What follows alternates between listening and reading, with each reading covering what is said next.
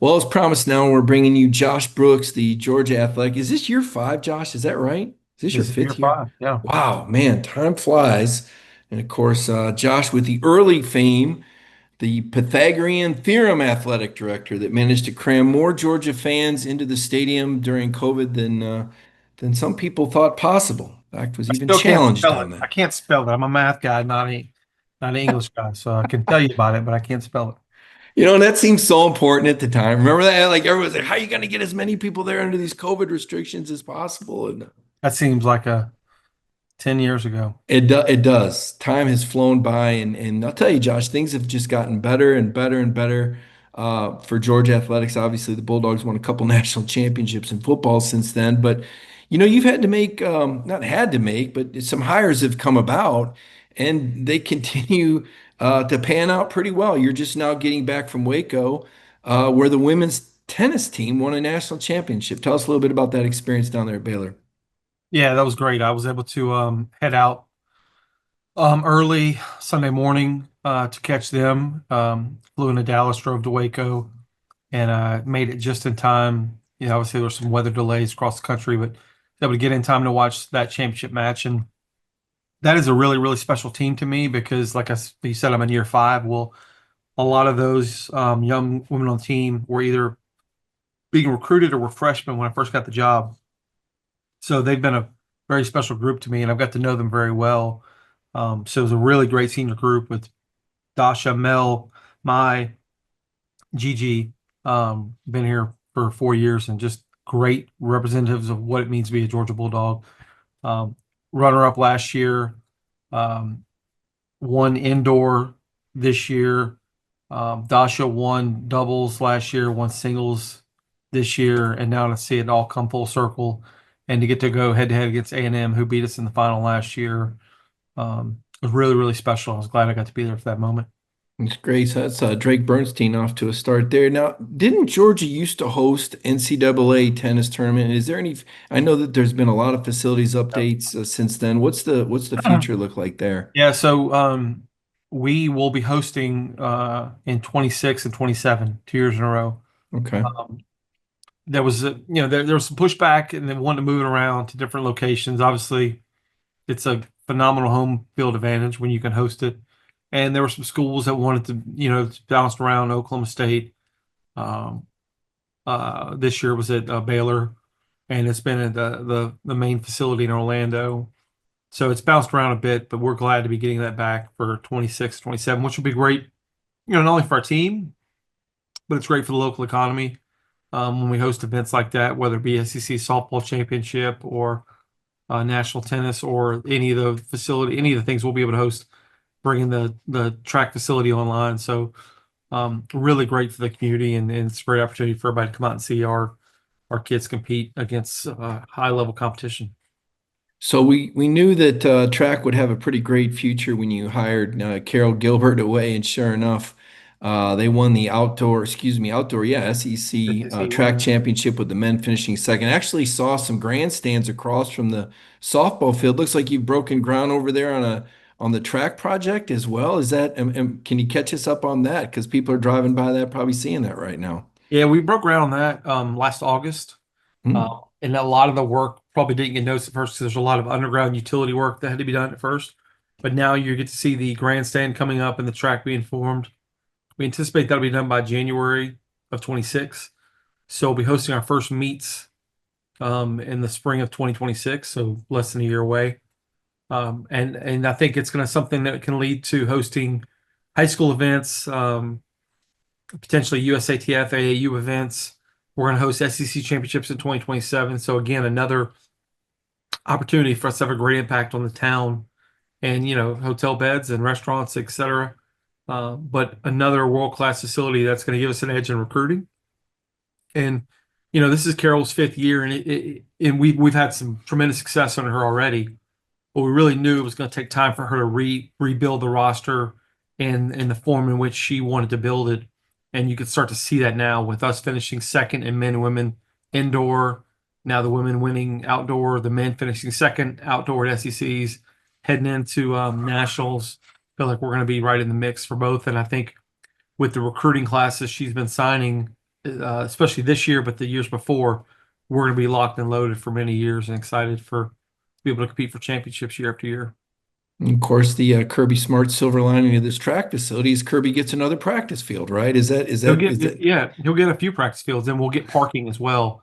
We've look. I came up through facilities, so I know the damage how hard it is to maintain 1.5 practice fields for a college football team to practice on. So now being able to take that and add a couple fields and really give us versatility in not just the way we practice and functionality, but also when you can rotate and not use the same field every day, it's going to help the life of those fields and where you're not just wearing out the same spots.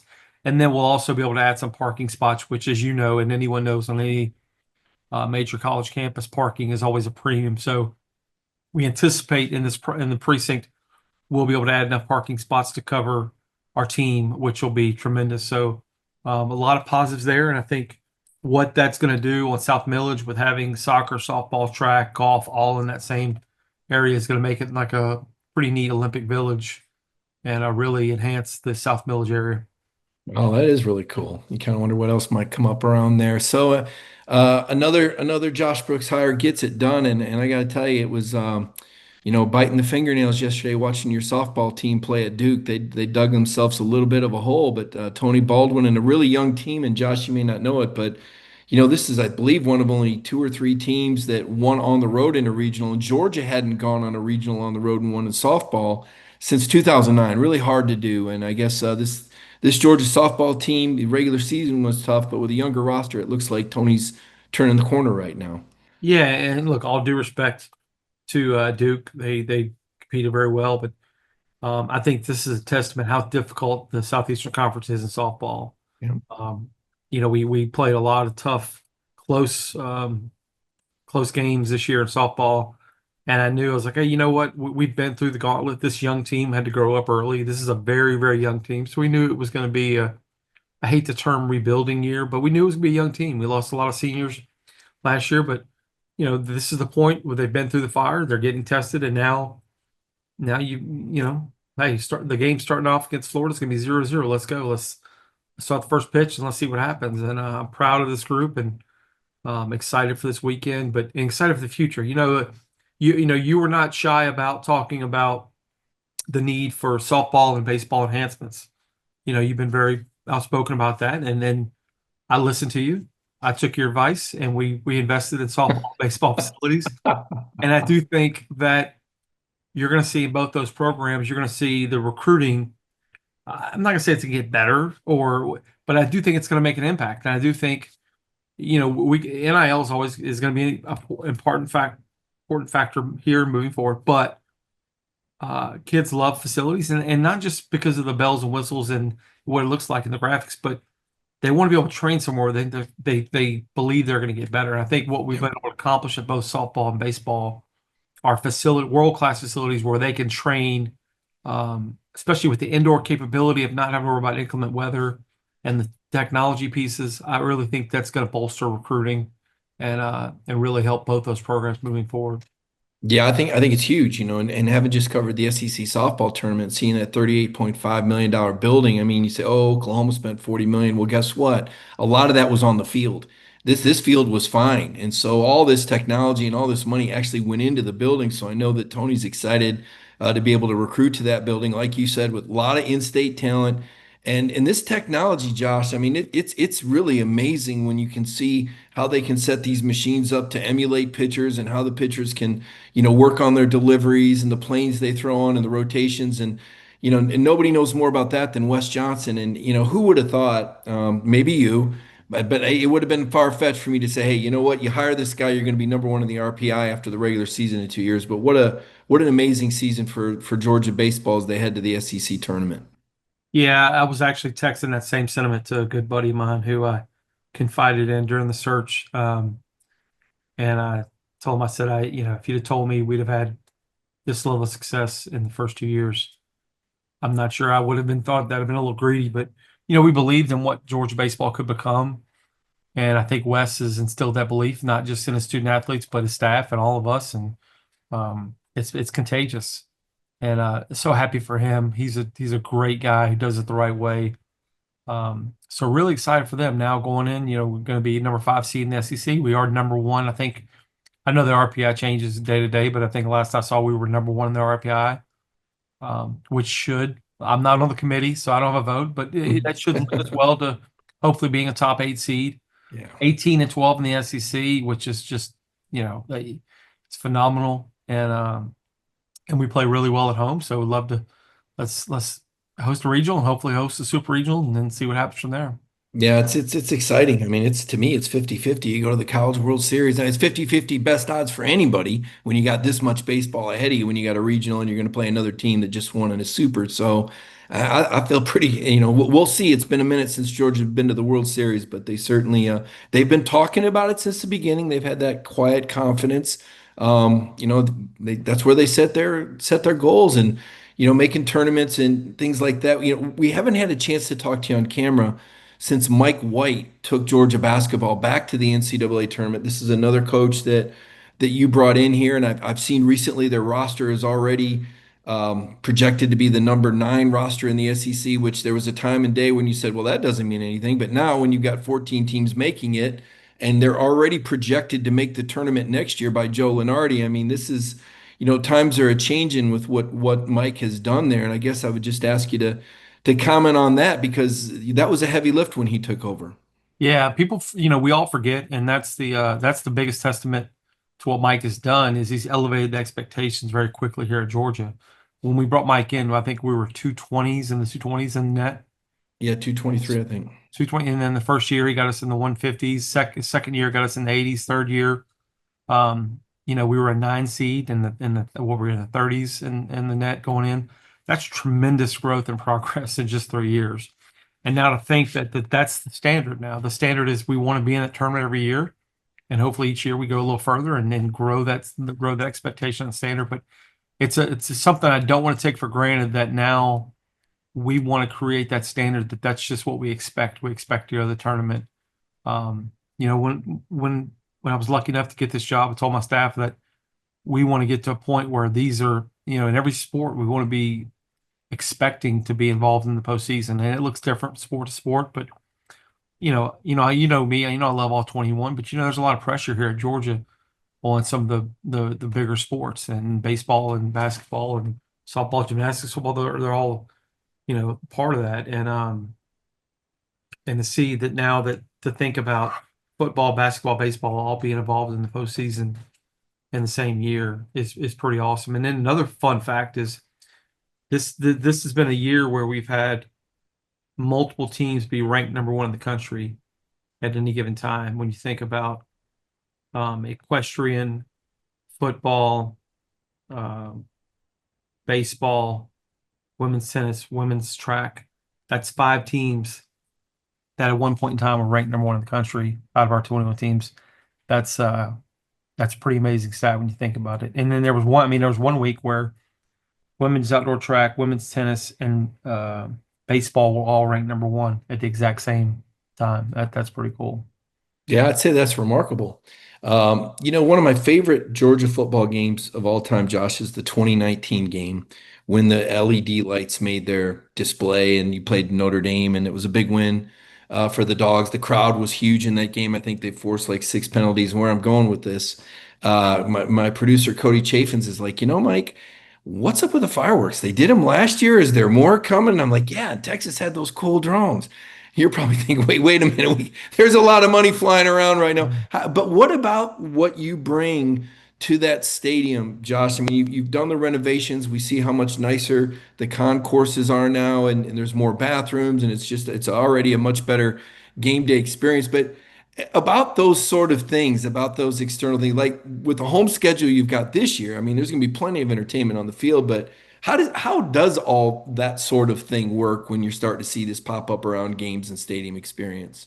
Yeah, look, it's R&D, rip off and duplicate, steal every idea you can. I'm not that smart, so you better learn to steal the good ideas when you see them. And the fireworks is something we pushed for a long time, and I got to give credit to our staff, Tanner Steins and others, Matt Bukowski, who pushed and worked with our campus officials to get that done because it's not as easy and simple as people think it is when you're talking about life safety and the impacts of where the fireworks are going to fall and all that. So there's a lot that went into it, and and I'm thankful for President Moore's support as well. So that was something we brought in. I think that'll become a new nightly tradition. I think we'll save those for night games.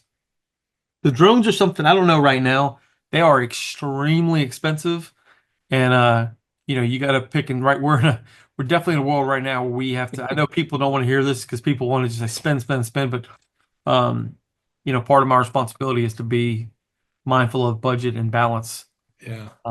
needs versus wants and things that have a true impact. Um, and I think the fireworks have a definite impact, the red lights and things like that. So, um, but we always keep an open mind. We always keep looking for the next new idea. But I do have to be responsible for the budget at the end of the day. I'm dropping hundreds of thousands of dollars on drones. I'm not sure unless DawgNation wants to sponsor it.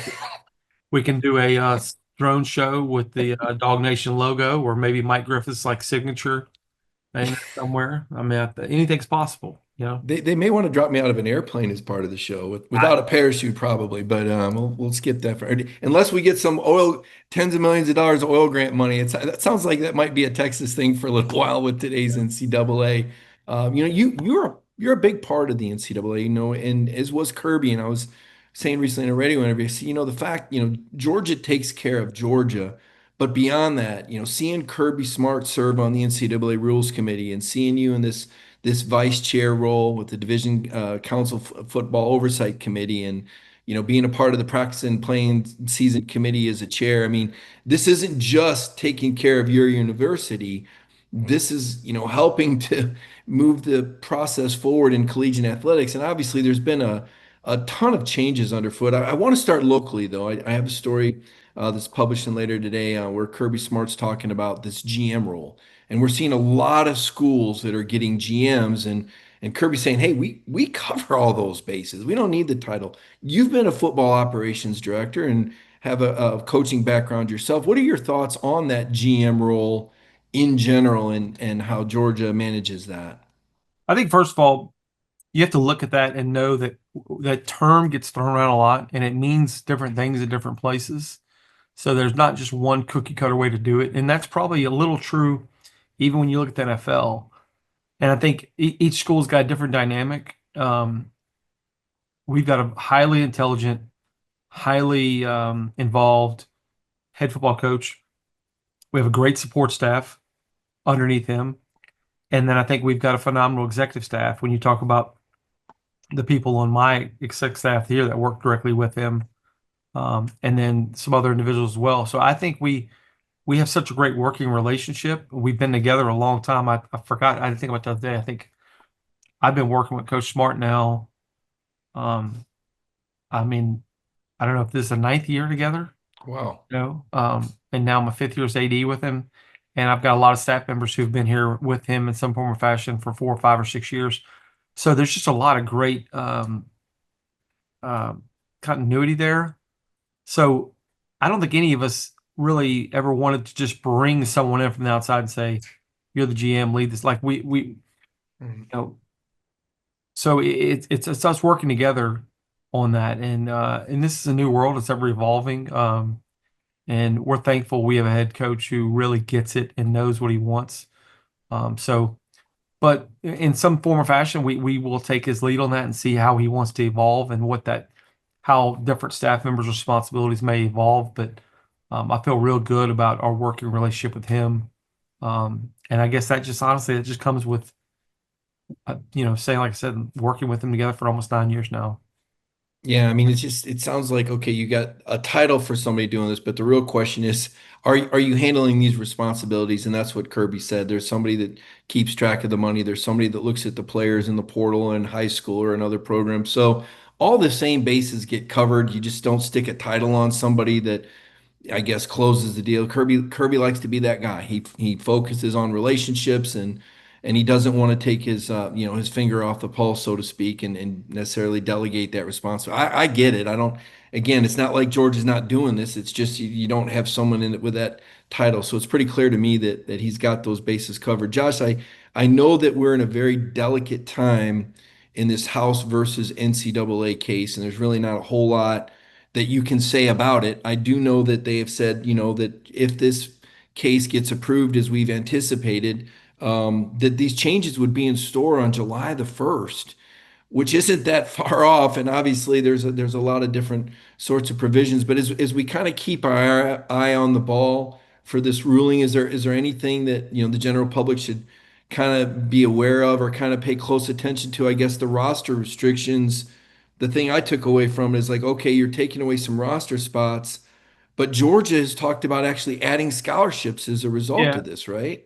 Yeah, I think the great thing for us is it, once the settlement goes through, it's going to give us the ability to, roster limits will be in place, but there won't be scholarship limits.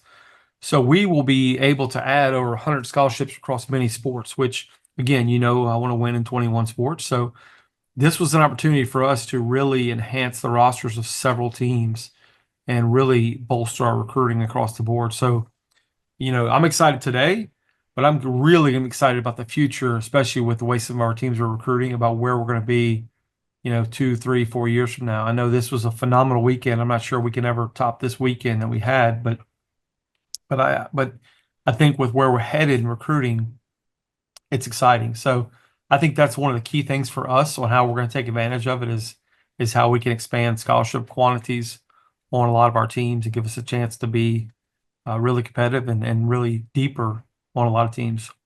All right. Well, I appreciate. Listen, I'm not going to keep digging because I know we're going to get you at the spring meetings here pretty soon, and then we'll see you down in Destin. And I want you to save some of your good material. I know you got some of that left. There's a lot. There's a lot going on. I mean, there's just a lot of exciting things right now, Hey, right? I mean, to recapping this weekend, I mean, it really was special. Think about baseball getting their 18th win in conference, 18-12, like you said. Fifth seed in the SEC, looking like they're in great shape for postseason. Softball winning the regional. Now they're headed to Super Regional play Florida. Women's track winning the SEC championship. Men's track getting second. Golf advancing to the stroke play, the top 30 in nationals, and then obviously women's tennis winning a national championship. To have that happen all in the course of one weekend is just it's pretty insane, and it was just a really really special weekend. Pretty remarkable. I gotta say this though, Josh, and I gotta ask you because you took over 5 years ago, and at the time it was like, okay, he's never been an AD, but we're gonna stick him in charge of Georgia, Well, right? I've been an AD, been an AD at Millsaps. Don't forget. All right, never, never. Don't I don't want to downplay go Millsap majors, go majors. Come on, man. They were for just in all the those Mills. postseason Division III baseball. They were fighting it out in the tournament. So for all those Millsaps folks, I'm sorry I overlooked and offended you here, but in the course of 5 years, you're talking about COVID, NIL, transfer portal charges, two additional, championship level programs to the SEC. Has it become routine yet? Have you gotten into a routine? Because it seems like every time we turn the page, the earth is kind of quaking under your feet with a lot of changes in college sports. Yeah, I don't want to sound cliche because this may sound weird, but it's never routine. It's always changing. You have to keep growing and learning. You've never made it. I haven't, even to the day I retire, I've got to have a mindset that I've never made it. I've got to keep growing and learning. Like I said, rip off and duplicate, steal ideas from others and keep getting better. But this is year 5. I've been through the cycle now. I'm on my 5th year of the calendar of the year of what to expect. So things are becoming more, I don't want to say easy, more natural for me. As doing interviews like this with you or speaking to a donor event or talking to a recruit, I feel a lot more comfortable in these spaces now. I'm sure you remember when I first started, I was probably maybe more fidgety or nervous so it's just maturing and growing as you get older and being more comfortable with yourself and your own skin, going through the fires of losing seasons in a sport, having to fire a coach, and hire a coach, the ups and downs of it all. Obviously, we've been through some tough things here, been through some great things. I think it strengthens you, it galvanizes you. You get tougher. There's things I can see on social media that don't bother anymore. That comes to the territory. I'm sure you probably. I don't read your Twitter, but I'm sure if you were to post something today, you'd have probably 80% positive and 20% negative. And I think human nature is to read focus on the 10 to 20% negative and let it bother you. Why? Those things don't bother me anymore. They used to. So hopefully that's continued growth and learning in this journey and being stronger um, and hopefully I'm able to see my vision and articulate it better as I go on. But again, I am no finished product, and this is honestly, if I've learned anything, Mike, it's really it's never about me. It's about student athletes, coaches, and staff. And if I hire great coaches and staff members, then my job is to make their jobs easier, but get out of their way because they're not asking me to pitch, they're not asking me to bat, shoot, anything. They're not asking me to call plays. Um, I'm just the lucky person that gets to sit in this chair and get to support them. So it's never been about me. I'm a former equipment manager, so I understand that more than anybody.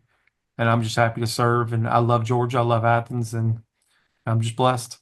Yeah, I remember you saying when you took over that your job was to give all your coaches what they needed to win championships, and that was when the evaluation would start. And I'd say that we're probably about there right now. This track facility going up, and Carroll's already winning, in Spectown track. So, I guess in the words of Kirby Smart, if it ain't broke, find a way to make it better, right? I guess that's kind of what you do every day, and I really, really appreciate you spending the time and visiting with the audience, and kind of giving them a 10,000-foot view on this past weekend, which was, like you said, historically great. And I'm sure we'll have more news coming out.